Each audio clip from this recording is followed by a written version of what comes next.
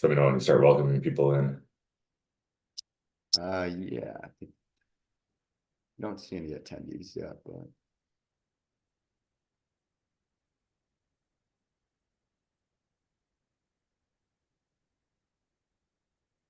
everyone, we'll give it maybe 20-30 seconds to let people trickle in, and then we'll go ahead and get started.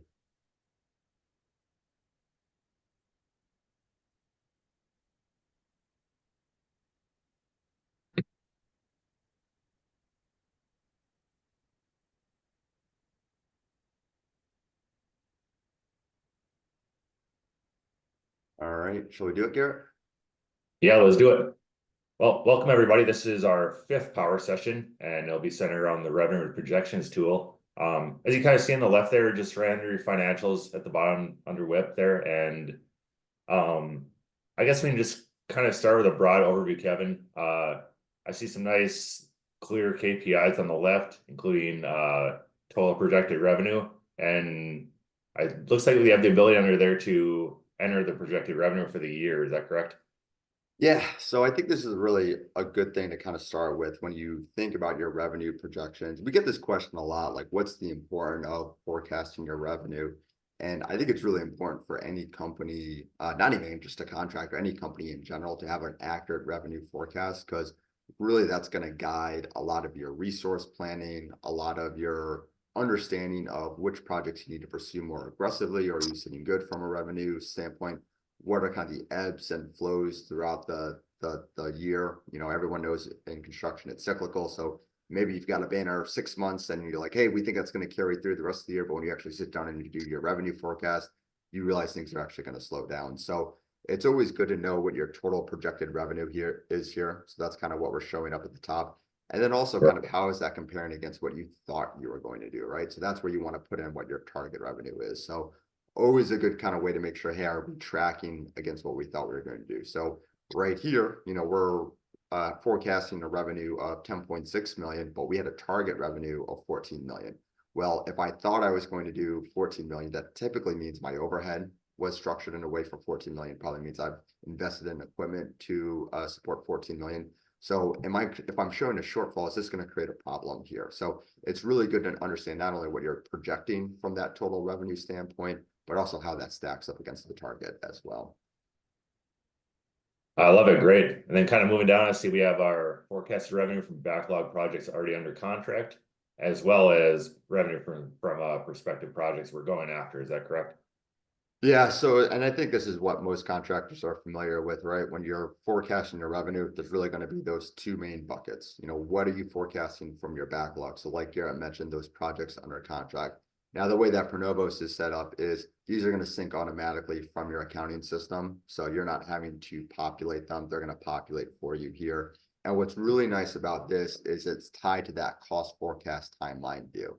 So this was something back in my project management days that I was always a little bit aloof to, right? When I used to do my cost forecast projections and I would forecast my costs month over month, I really wouldn't understand how that would kind of influence the revenue forecast our CEO was putting together. So it's really nice in ProNovos that if you look at your backlog, you can drill into a project here and it's going to open up that cost forecast timeline view. So it really helps with the collaboration of going back and forth between the executive team and the project managers to make sure that when you're forecasting that backlog, it's actually representative with what's happening on the job site.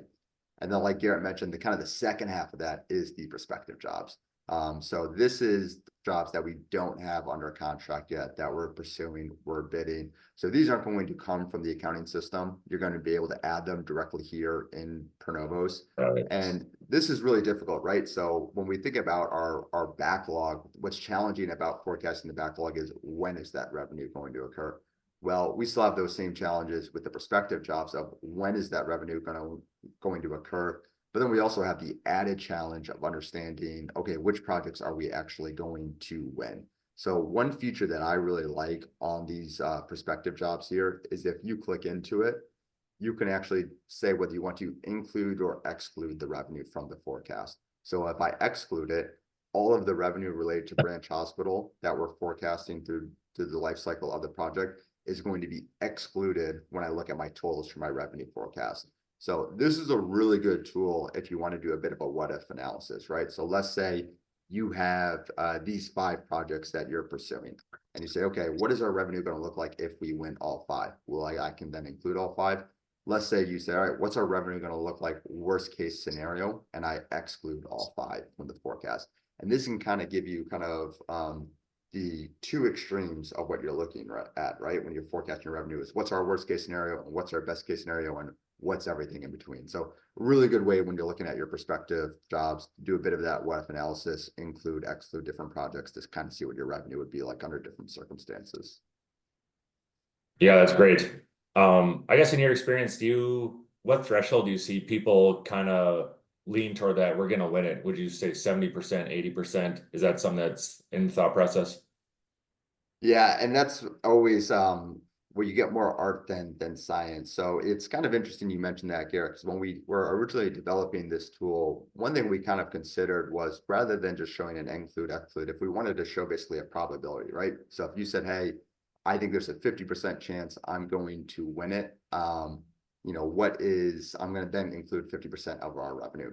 Now, what we found pretty quickly when we were doing some testing scenarios with different clients is that is a very hard thing to do, is to actually forecast the probability that you are going to win the job.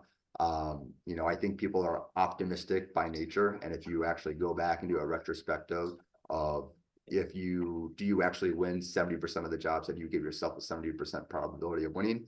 Usually it's not the case. You know, maybe there's some cynical bunches out there that are more accurate, but we tend to find people overestimate it. So what I've typically seen in my experience is if people think there's a greater than 75% chance that they're going to win the job, they will include it in their revenue forecast. But this gets back to it's really nice having the flexibility to basically do that include, exclude. So you can kind of say, hey, I'm tracking a job that I think we've only got a 20% chance of winning. I'm sure as heck not going to include it in my forecast, but I can kind of see what the ramifications would be if I do include it. So it's one of those nice things that you can kind of play with those different probabilities. Perfect. Yeah, I love it. Yes, I guess back up at the top here, and why don't we touch on the forecast chart a little bit? I see it kind of displays our forecasted revenue for the year. Yes. And oh, sorry, go ahead. Yeah, so we're looking at 2 charts here, and both of them are kind of just visuals, right? They want to help you understand what's the actual revenue for the organization looking like.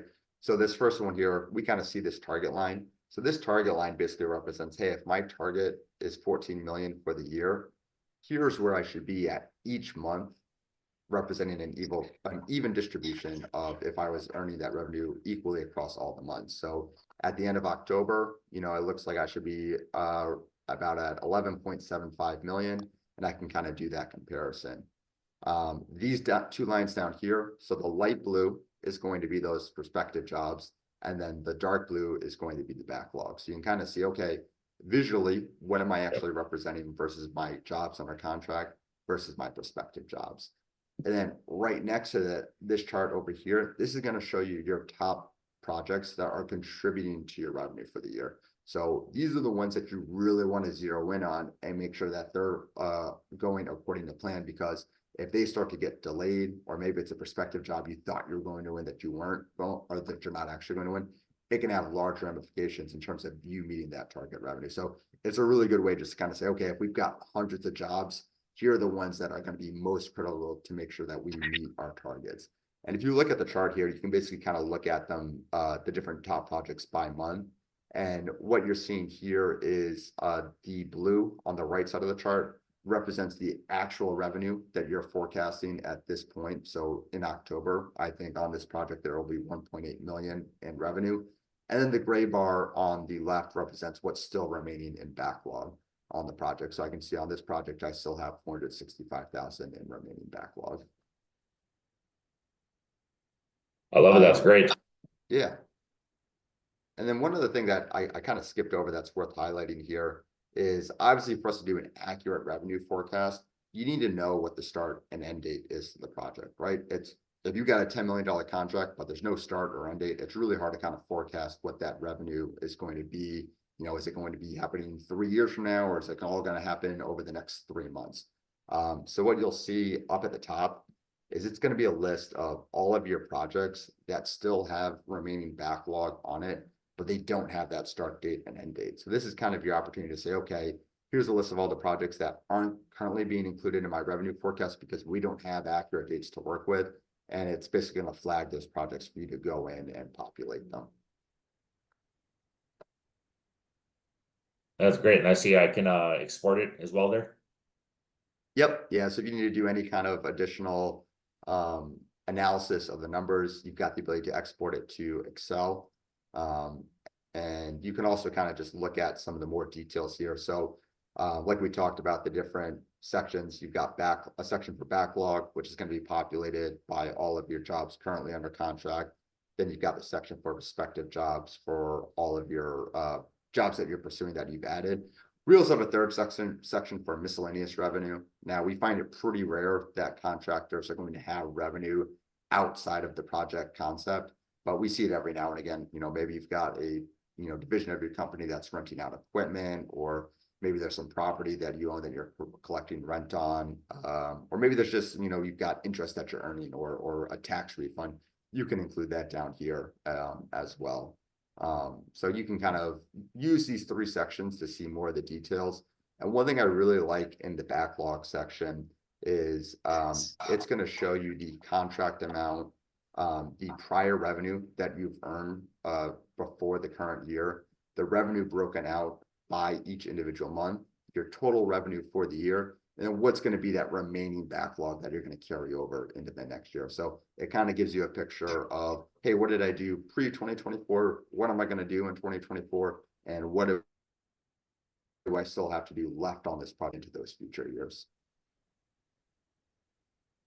That's great. And I see we have a filter up there. Can we kind of, drill down a little bit on maybe project manager, job status, class, things like that? Yeah, so I think that the filters that we see used the most here are related to job status. So making sure you want to filter on all of your active projects, and then also project class and project manager. So using these filters, it's a really good way to kind of understand what your revenue forecast is, either by your project type.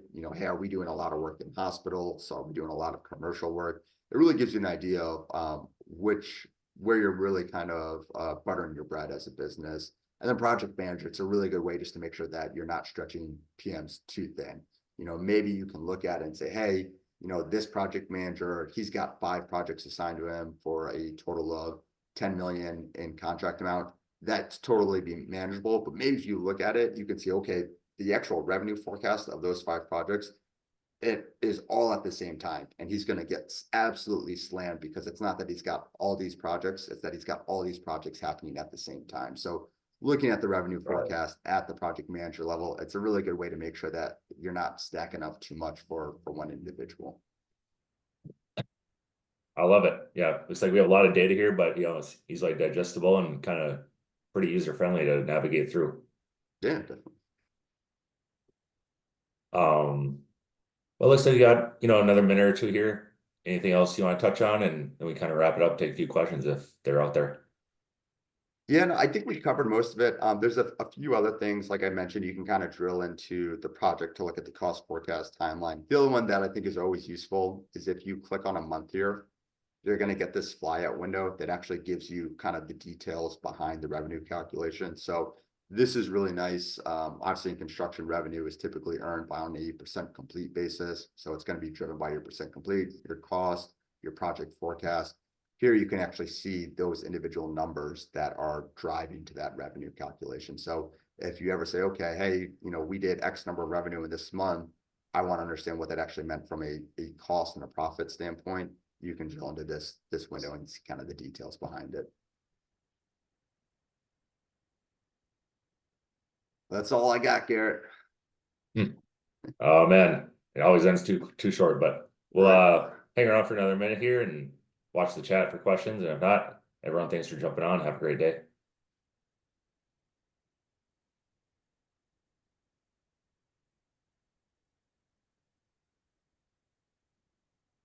All right. I don't think I see any questions coming through, Garrett. So shall we call it? Let's call it. We'll see everyone next month for the next one. All right. Good talking to you, Garrett. Yep. Have a good day, Kevin. Thank you. Bye. Bye.